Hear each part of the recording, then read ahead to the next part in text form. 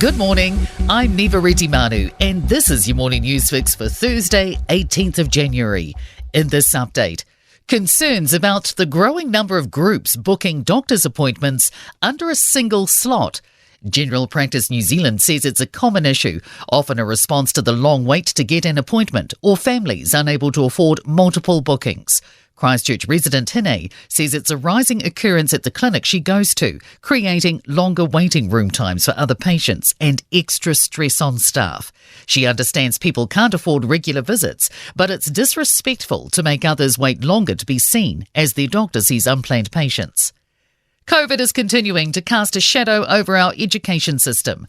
Provisional NCEA results indicate pass rates dropped for a third consecutive year. Secondary Principals Association President Vaughan Quio says 3 years ago, these students had their learning disrupted by lockdowns. It is clear, I think, that we've got a little bit of a COVID hangover and that there are still some gaps in learning that is manifesting itself in a slightly squishier set of qualification results than perhaps we'd hoped for. A significant number of New Zealanders are living in conditions not suitable for human occupation. The Public Health Communications Centre has surveyed local and regional councils and aged concern networks and discovered every one of them had seen cases of domestic squalor. Research lead Jonathan Jarman says there needs to be an individualised response for each person living like this.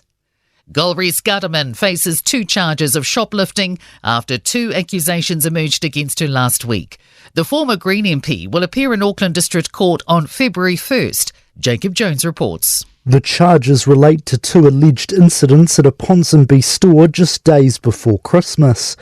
Gutterman says it's obvious her mental health was affected because of work-related stress, but she says she's fallen short of expectations.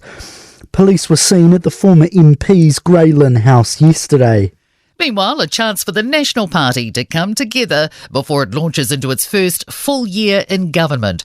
The party's MPs are heading into a caucus retreat today in Christchurch. Massey University Professor of Politics Richard Shaw expects the implications of the Golri's Gutterman situation will be referred to, and he thinks there'll be some messaging around being disciplined and staying on message. The Princess of Wales has undergone successful planned abdominal surgery.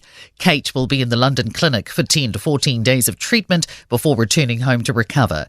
She hopes the public will understand her wish that her personal medical information remains private. And King Charles will be in hospital next week for treatment for an enlarged prostate. Buckingham Palace says the King's condition is benign, but he will undergo a corrective procedure.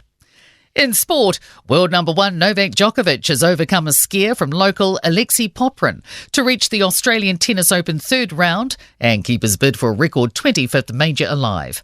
Australia are 59 for 2 after skittling the West Indies for 188 on the opening day of their first cricket test in Adelaide.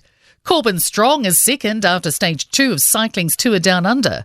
And England's Jamie George, France's Grigore Aldrit and Ireland's Peter O'Mahony will captain their countries in rugby's Six Nations. I'm Neva Manu. That's your latest news fix. We'll be back with the next update at midday from the Newstalk ZB newsroom.